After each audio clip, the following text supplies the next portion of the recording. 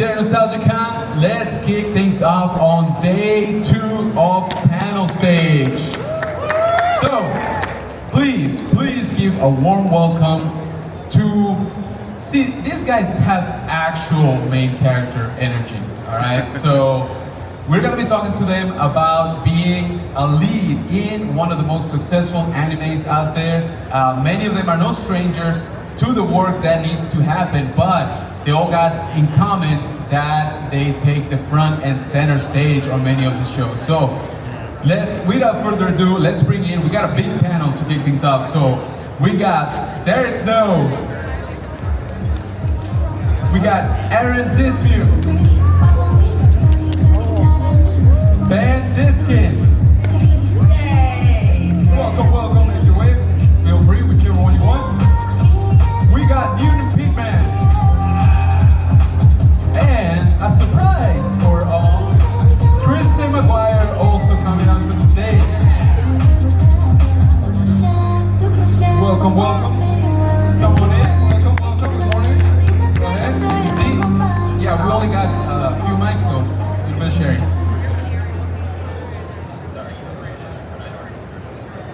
All right, welcome. Thank you for being here in Texas. So, how's the show been so far?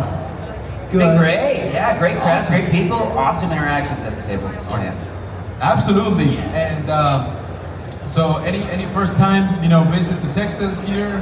Everybody has been to Texas before. We're good. Okay. Just making sure. Yeehaw! Absolutely been to North Texas. It's great. I have a cowboy hat and everything. Oh, there you go. Bonafide Texan. I like it. So the title of this panel is Anime Elites, right? So we'll go ahead and get started diving into what that means a little bit, right? You've all had experience, obviously doing a lot of work in the voice acting community.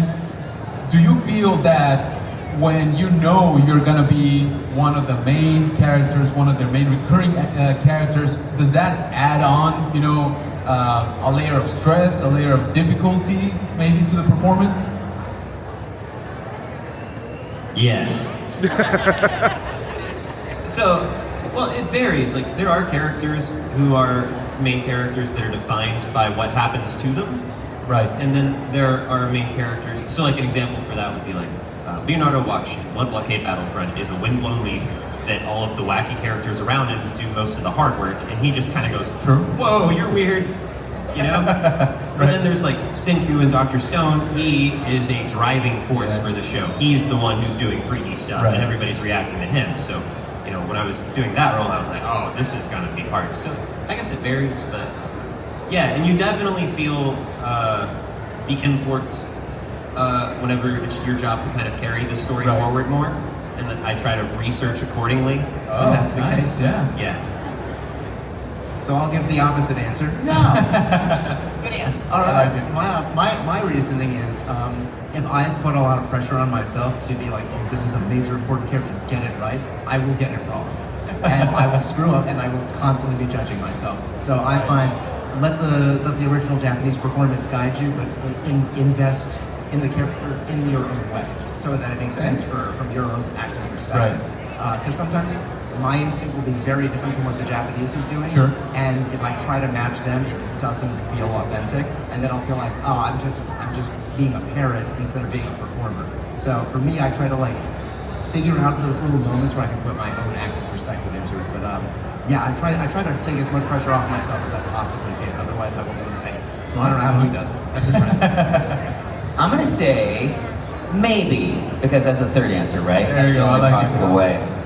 I don't know. All of the above. It's the only one. Exactly. Dang it. By the time we get to you guys, you'll have no answers. I was gonna say good luck.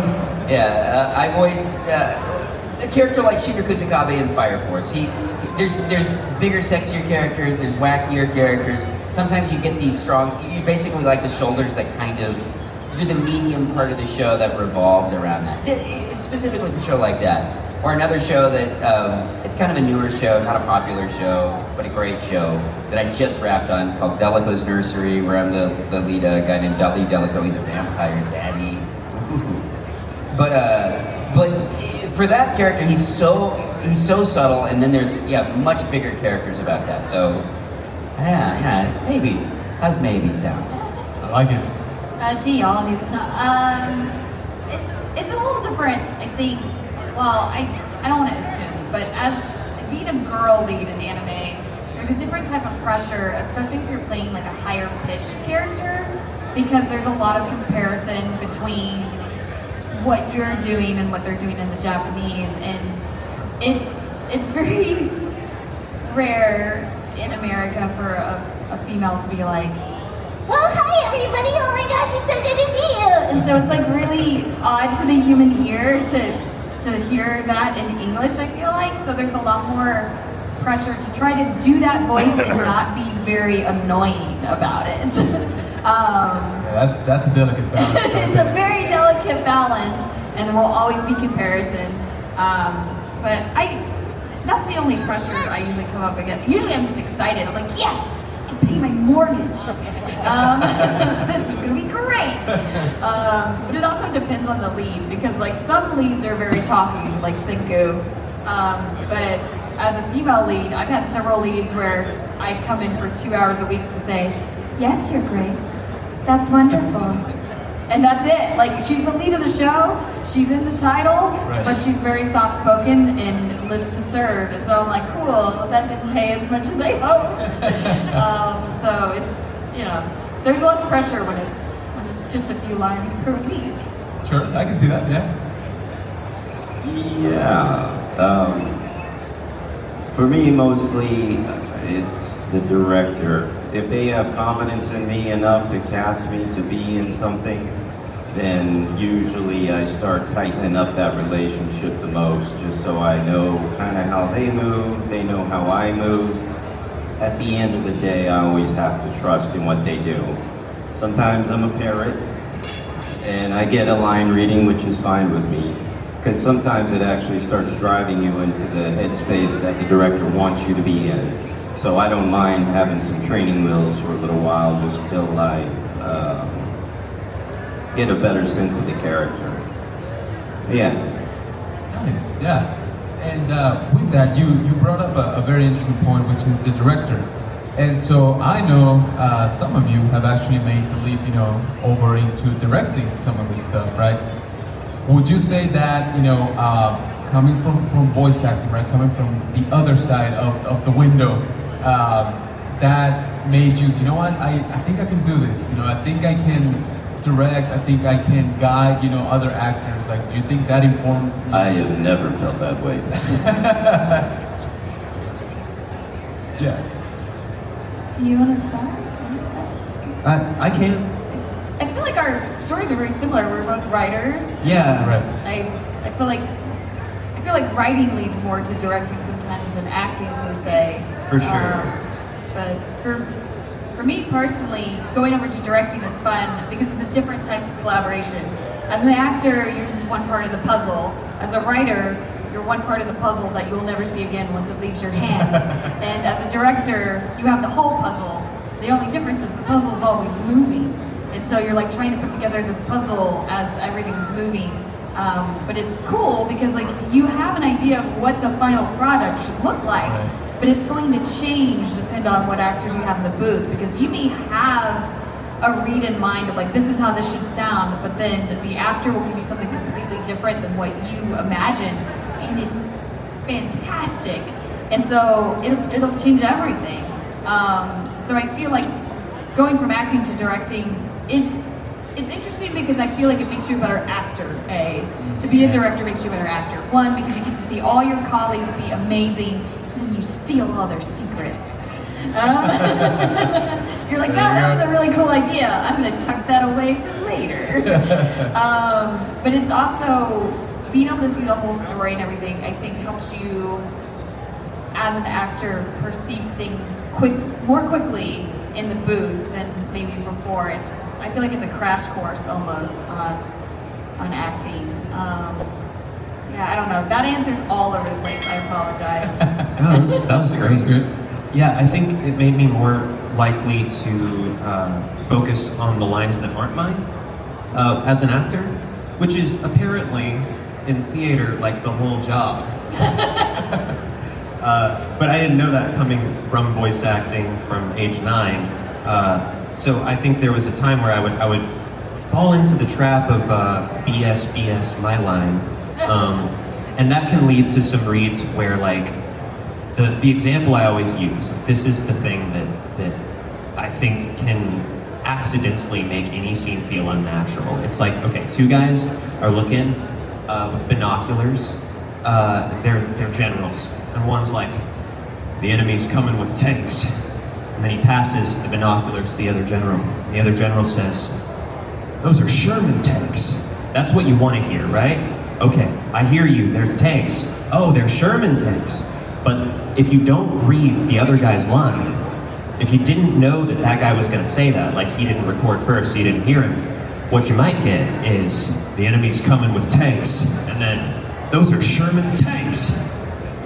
And everybody's BS detector goes off right there. It's like, what? Your subtext is, I'm not listening to you. Right, exactly.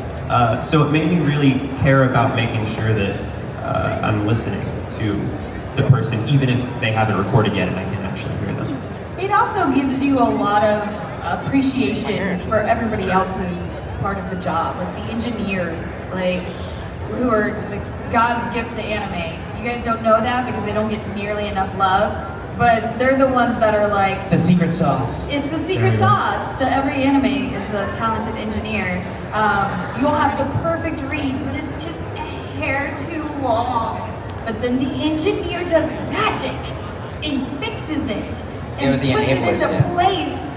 And yeah, I mean, it gives you an appreciation for like the engineers and the writers and the actors and just the whole process that I feel like you can't have sometimes as an actor without knowing everything that goes into it. It's also, it also really helps me with some of my insecurities as an actor.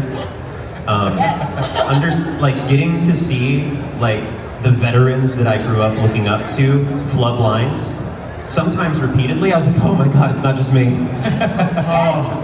Yes. It's hard for all of us. There you go. It's true. Yeah. That's awesome. And you know, it's one of those things that it's organic. You know, like you mentioned, being a writer, being an actor, it just kind of makes sense, right? To maybe try your hand at directing. I'm sure that also comes into play. You've been to many shows, right?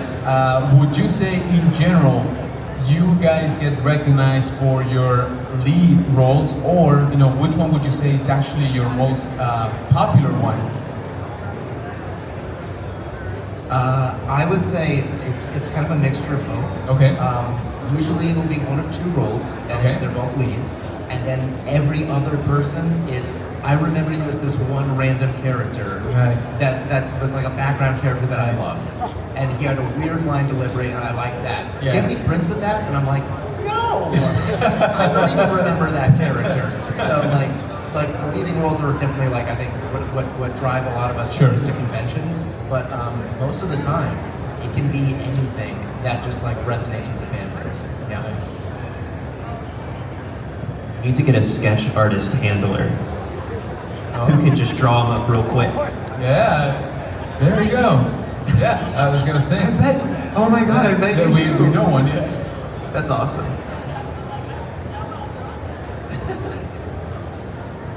I love those quick draw sketches. It's amazing. I mean, yeah. I mean, you know, it helps that I have so many.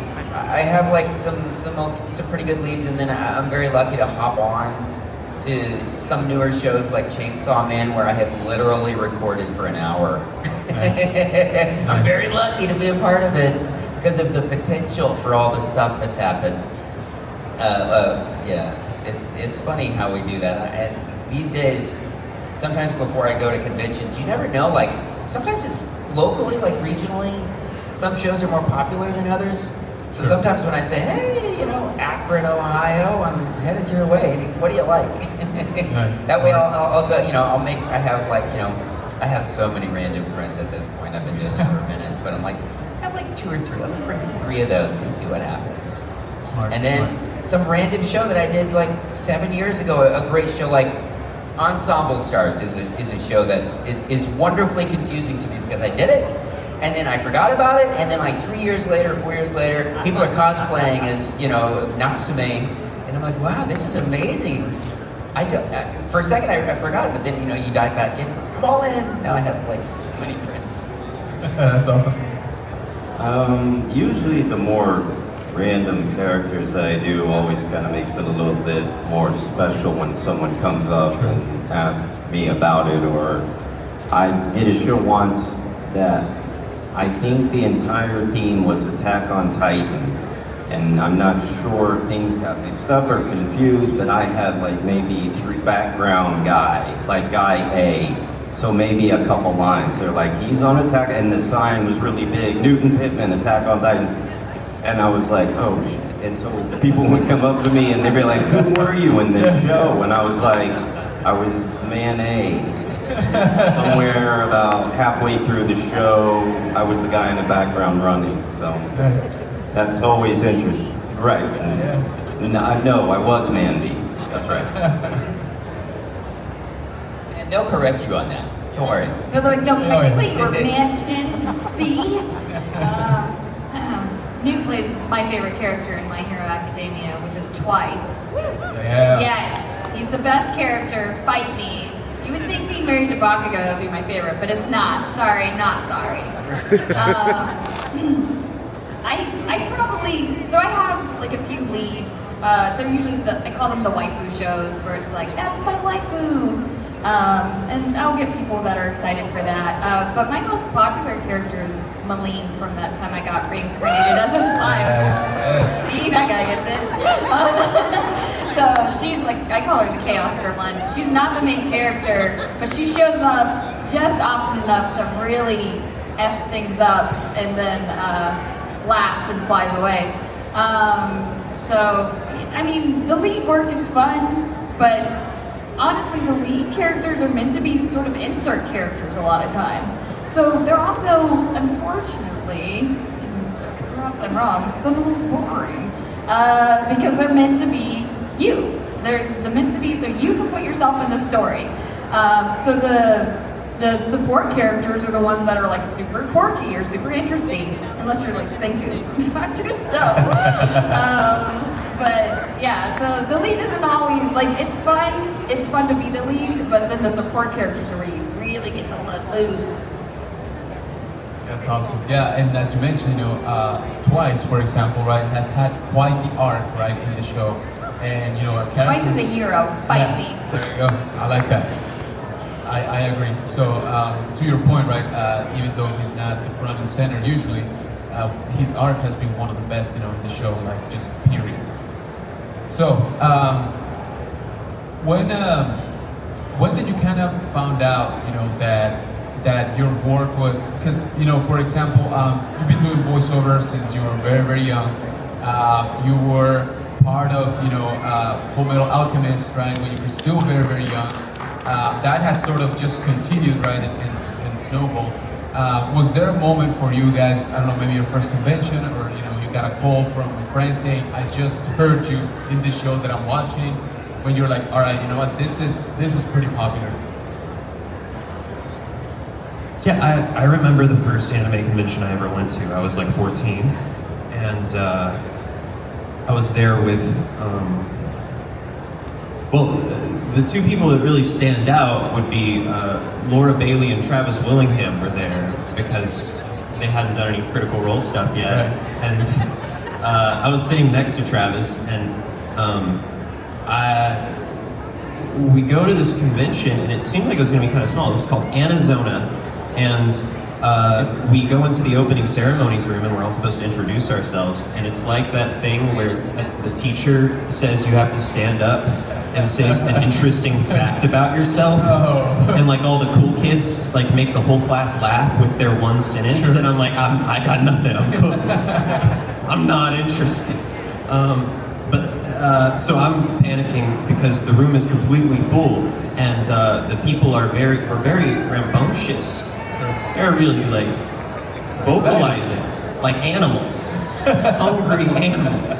And I remember Travis being like, just say you're nervous, they'll eat it up. And I actually did that. I said, I'm Al, and I'm very nervous. And they did, in fact. Like, they all went, "Aww," and I came to hate that noise, actually.